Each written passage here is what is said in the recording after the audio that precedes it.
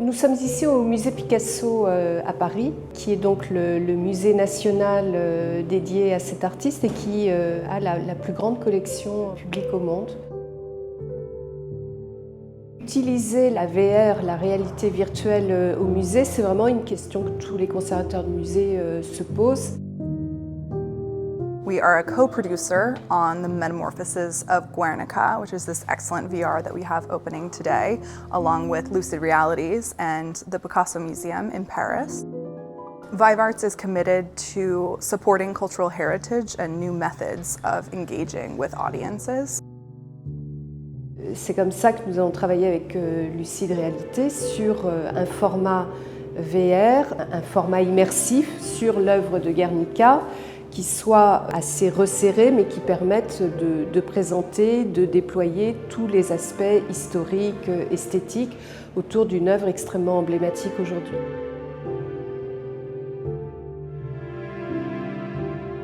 C'est un vrai privilège de travailler sur ce type d'œuvre. On le sait, Guernica ne va pas voyager, elle est à Madrid. Donc pour moi, c'était important aujourd'hui que Guernica sorte des murs du musée et aille dans d'autres supports, dans d'autres médias comme un casque, par exemple. Ce film permet à la fois de marquer la présence de cette œuvre dans toute la trajectoire intellectuelle, artistique de Picasso et de donner à voir au public la complexité du contexte historique, la complexité de la jeunesse de cette œuvre. C'est vraiment une histoire de contexte. Mieux comprendre le contexte, c'est peut-être mieux comprendre l'œuvre. Évidemment, tous les débats autour de l'artiste, ce sont des éléments qui sont très présents dans notre manière de présenter son œuvre, de présenter les discours autour de son œuvre. Pour écrire l'expérience de réalité virtuelle, on s'est basé sur des recherches qui ont été menées au musée depuis un certain nombre d'années autour de Guernica. Le choix s'est naturellement posé vers Dora Maar pour être l'une des deux personnes à raconter cette histoire.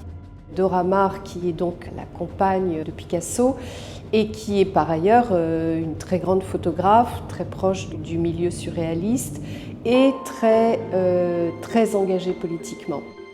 Au-delà d'être une simple témoin de la création de Guernica, c'est véritablement une actrice. C'est elle, avec sa photographie, elle le dit, elle considère Guernica comme une immense photographie. Le choix du noir et blanc est évidemment en lien avec les photographies. C'est Dora Maar et Picasso qui ont en tête que l'œuvre doit être diffusée le plus largement possible. Et donc la VR, elle vient vraiment épouser cet ADN de l'œuvre, c'est-à-dire de montrer Guernica au plus grand nombre, sous une forme nouvelle qui n'existait évidemment pas à l'époque de Picasso, mais qui est une forme contemporaine.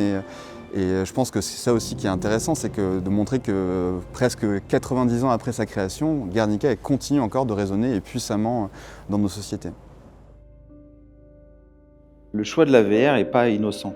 La VR, c'est vraiment une machine à empathie. On immerge les gens dans des lieux, dans des espaces et dans des temps différents. Là, c'est aussi le parti pris d'agréger et de créer des espaces autour du visiteur. Dans l'exposition universelle 1937, dans l'atelier de Guernica, dans une position privilégiée où on est le témoin de la création.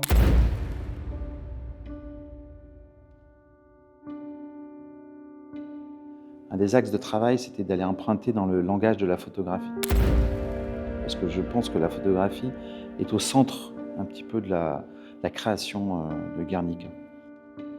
Et il y a eu pas mal de challenges sur le plan technique, dans le sens où on a dû en fait chercher des approches pour vraiment avoir un aspect qui fasse photoréaliste.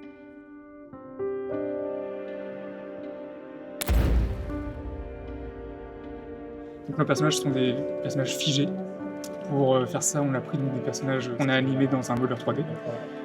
Puis avec des caméras virtuelles avec des propriétés physiques, on a pu faire des espèces de ralentissements dans les rendus.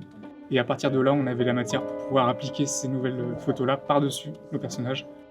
Comme une espèce de voile qui vient tout simplement donner un effet de flou par-dessus nos personnages.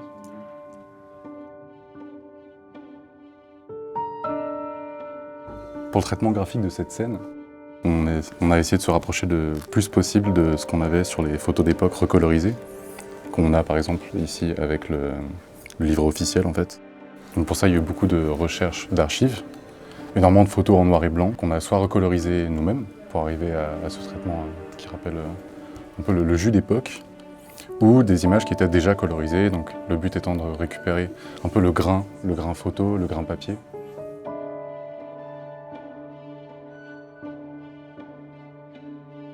Une partie qu'il ne faut pas négliger, c'est la partie sonore. Il y a une énorme création musicale qui a été faite. C'est une composition originale, il y a un gros travail de mise en son dans tous les espaces. Dans ce média-là, dans le média VR, on sait que le son prend énormément de place et un indice de plein de choses. Qui nous raconte un petit peu le hors-champ, qui nous invite à nous retourner, à aller voir, à découvrir un peu les espaces sous tous les angles.